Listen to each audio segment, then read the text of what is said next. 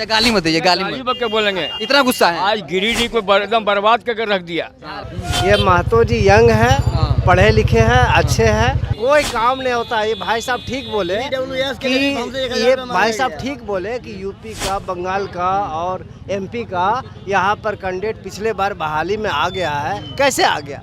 जबकि झारखंड से बाहरी का 5% है, तो वो 80% कैसे आ गया? अब भी संविधान के खिलाफ ही जा रहे हैं। आप जो कह रहे हैं हमको पूरा खिलाफ लग रहा है। आप कह रहे हैं कि नहीं बंगाली बिहारी आके बस गए हैं यहाँ पे, तो ये बस गए हैं आके यहाँ पे, तो ये संविधान के खिलाफ नहीं कह रहे हैं। नहीं कह रहा हूँ मैं, संविधान के खिलाफ नहीं कह रहा हूँ। स्पष्ट जब संविधान सभा में बहस हो रहा था, जब संविधान बनाने की बात हो रहा था, तो स्पष्ट से उसमें सरदार वल्लभ भाई पटेल जी, हम लोग डॉक्टर की नौकरी की बात नहीं कर रहे, हम लोग यूपीएससी की बात नहीं कर रहे, हम लोग जेपीएससी की नौकरी की बात नहीं कर रहे, हम लोग उस नौकरी में स्थानीयता लाने की बात कर रहे हैं जो झाड़ू पोछा करने वाला हो।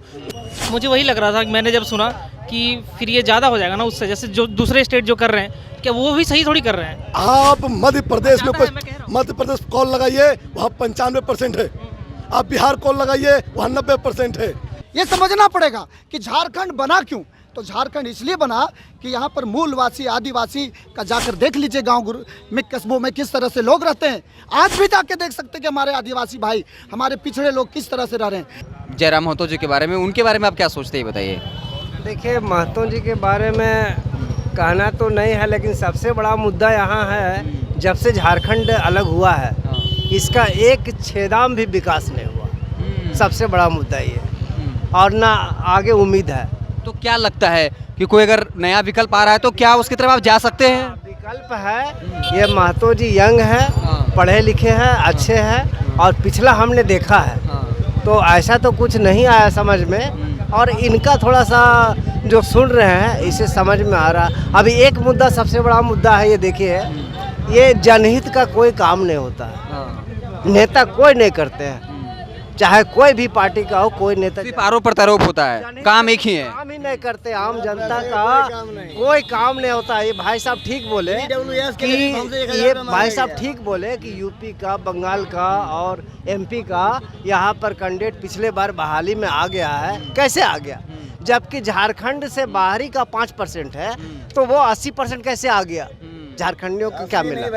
कुछ और सवाल लेते हैं। एक और मुद्दा है सर, ये सुन लीजिए। अभी देखिए, तत्काल में जो आम जनता को लाभ होता, उसका देखिए मुद्दा। अभी हमारा कोर्ट जो है सो नापी जोखी हो करके चला गया था पचम्बा गौशाला के नीचे, है ना, 16-17 एकड़ जमीन है, वहाँ कोर्ट बनना प्रस्तावित हो गया, वहाँ पर बोर्ड टांगा गया, न्यायालय भूमि। आज वहाँ से उठ के चला गया जोगीटाड़। अभी वहाँ होता तो कम से कम वहाँ के अगल बगल आदमी का विकास जरूर होता, और यहाँ पर किसका होगा? दूसरी बात, अभी देखिए रेलवे जो इधर से आ रहा था, उधर क्यों कर दिया गया? एक इंजीनियर जो है सेंट्रल का ले लेते, कुछ बोल रहे थे। हाँ, आप क्या बोल रहे हैं? बोलिए ना। एक इंजीनियर सेंट्रल का पास किया है कि ये सही चीज़ है, अरबों रुपया बंटवा दिया। अब दूसरा इंजीनियर आया, बोला नहीं ये गलत है, इधर से होना चाहिए। ये क्या है? ये लूट है, और सिर्फ जो है सो बस यही है कि जयराम महतो के बारे में क्या सोचते हैं? जयराम महतो तो अभी ठीक है, जैसा मतलब नया विकल्प के तौर पर ठीक है, लग रहा है। हाँ ठीक है, विकल्प सब कुछ अच्छा है, और सोच भी रहा है विकास के बारे में। हाँ। इस बार क्या समर्थन होगा, किसको समर्थन जाएगा?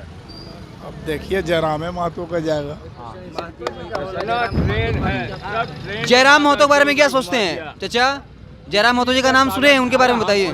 बाबू, हमसे भी बहुत बच्चा है जयराम महतो, समझिए, हमारा 65। तो इस बार के चुनाव में क्या लग रहा है? देखते हैं, अभी विचार कर रहे हैं, लेकिन हमारा यही कहना है कि सारा ट्रेन को उधर लोग, जितना नेता हमारे लोग। अच्छा गाली मत दीजिए, गाली मत। क्या बोलेंगे, इतना गुस्सा है? आज गिरिडीह को एकदम बर्बाद करके रख दिया। झारखंड का कोई विकास, गिरिडीह को, हमारा ये स्टेशन को जो है एकदम बर्बाद कर दिया, समझिए ना। आज सारा गाड़ी इधर जाती, कितना बढ़िया रहता। दुख तकलीफ नहीं मानना चाहिए, किसी को नहीं मानना चाहिए। जो किया है अगला, उसको ये होगा, जो अगला किया उसको। हाँ बोलिए, क्या सवाल है आपका?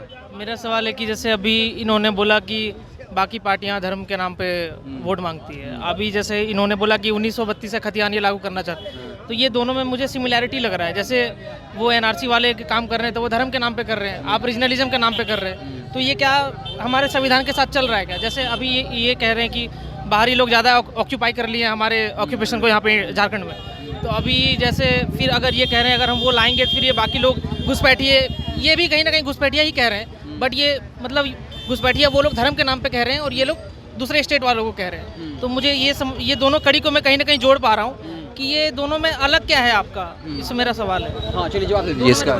सेम लग देखिए सबसे बड़ी बात है कि जहां आप एनआरसी की बात कर रहे हैं, हम लोग आपका कहना था कि दोनों घुसपैठिए।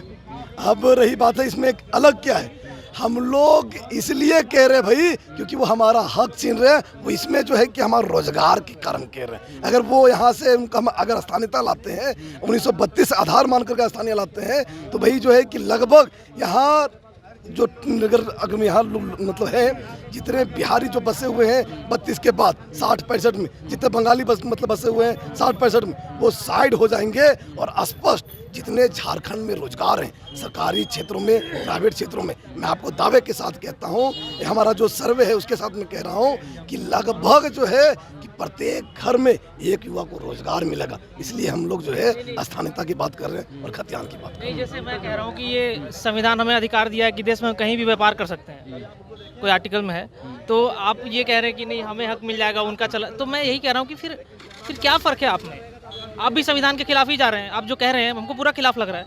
आप कह रहे हैं कि नहीं बंगाली बिहारी आके बस गए हैं यहाँ पे, तो ये बस गए हैं आके यहाँ पे, तो ये संविधान के खिलाफ नहीं कह रहे हैं आप? नहीं कह रहा हूँ मैं, संविधान के खिलाफ नहीं कह रहा हूँ। स्पष्ट जब संविधान सभा में बहस हो रहा था, जब संविधान बनाने की बात हो रहा था, तो स्पष्ट से उसमें सरदार वल्लभ भाई पटेल जी का यह स्पष्ट कहना था कि क्या स्टेट में मतलब ऐसे लोग नहीं होंगे जो अपने लोग झाड़ू कर सके, स्टेट में ऐसे लोग नहीं होंगे जो पुलिस के रूप में डंडा लेकर खड़ा हो सके, क्या स्टेट में ऐसे लोग नहीं होंगे जो पोछा कर सके। आपको ये मैं बता दूं कि स्थानीयता में सिर्फ और सिर्फ 3rd ग्रेड और 4th ग्रेड की नौकरी की बात होती है। हम लोग डॉक्टर की नौकरी की बात नहीं कर रहे, हम लोग यूपीएससी की बात नहीं कर रहे, हम लोग जेपीएससी की नौकरी की बात नहीं कर रहे, हम लोग उस नौकरी में स्थानीयता लाने की बात कर रहे हैं जो झाड़ू पोछा करने वाला हो। 3rd ग्रेड 4th ग्रेड की नौकरी। और यही बात है कि आपको संवैधानिक की बात कर रहे हैं। अरे भाई जब प्रत्येक स्टेट में ये जब लागू है, जब बिहार में स्थानीयता लागू है,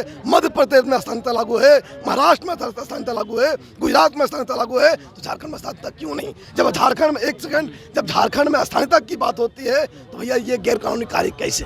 ये कानून के अंदर है, ये कानून के अनुच्छेद में है कि स्थानीयता को स्थानीय नौकरी मिलना चाहिए।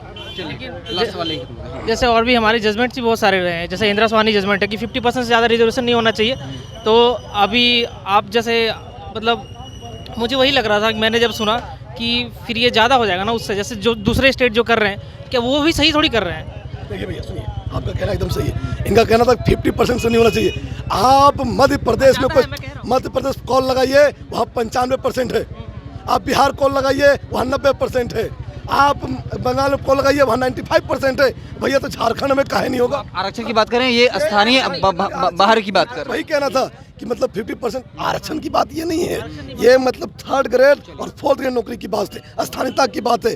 प्रत्येक राज्य में जब स्थानीयता है तो हम झारखंड को चारागाह क्यों बनाए? अगर झारखंड के युवा, मैं भी खोल दूंगा, पूरा झारखंड ओपन रहेगा, कोई बाहरी भीतरी नहीं करेगा। लेकिन हाँ, आप बिहार को ओपन कर दीजिए, पूरे भारत को ओपन कर दीजिए, पूरा झारखंड का बच्चा पूरा भारत में नौकरी करेगा तो पूरा भारत का बच्चा झारखंड में नौकरी करेगा। इस बात से एग्री करते हैं? इस बात से मैं एग्री करता हूँ। एक बात साफ कहना चाहेंगे कि जिनके पेट में दर्द होना है होगा। झारखंड के लिए हम लोग बहुत ठगे महसूस कर रहे हैं। और आज हम लोग नौजवान अगर सत्ता में आना चाहते हैं या पावर में आना चाहते हैं, उसका सिर्फ और सिर्फ अपनी रोजी रोटी के लिए नहीं, पूरे झारखंड के लिए। झारखंड क्यों बना ये समझना पड़ेगा कि झारखंड बना क्यों। तो झारखंड इसलिए बना कि यहाँ पर मूलवासी आदिवासी का जाकर देख लीजिए गांव में कस्बों में किस तरह से लोग रहते हैं। आज भी जाके देख सकते हैं कि हमारे आदिवासी भाई, हमारे पिछड़े लोग किस तरह से रह रहे हैं। तो रोजी रोटी का सवाल है, हमारे पेट का सवाल है। अगर कोई छीनने का कोशिश करेगा, हमारे मूलवासी आदिवासी का हक नहीं छीनने देंगे। और हम लोग इसी के लिए आए हैं, हमारा एजेंडा साफ है। हम झारखंडियों को किसी भी रूप में छला हुआ महसूस नहीं होने देंगे। हमारा हालांकि वो आलोचनात्मक सवाल पूछ रहे थे, है ना, और बहुत अच्छा सवाल पूछ रहे थे, है ना, और यही होना चाहिए डेमोक्रेसी में, अच्छा बहस होना चाहिए। भैया एकदम देखिए, तर्क वितर्क होना चाहिए, स्पष्ट रूप से होना चाहिए। मैं ये कहना चाहता हूँ कि झारखंड में जो मूलवासी है, आदिवासी है, उनको पहला प्राथमिकता होगा।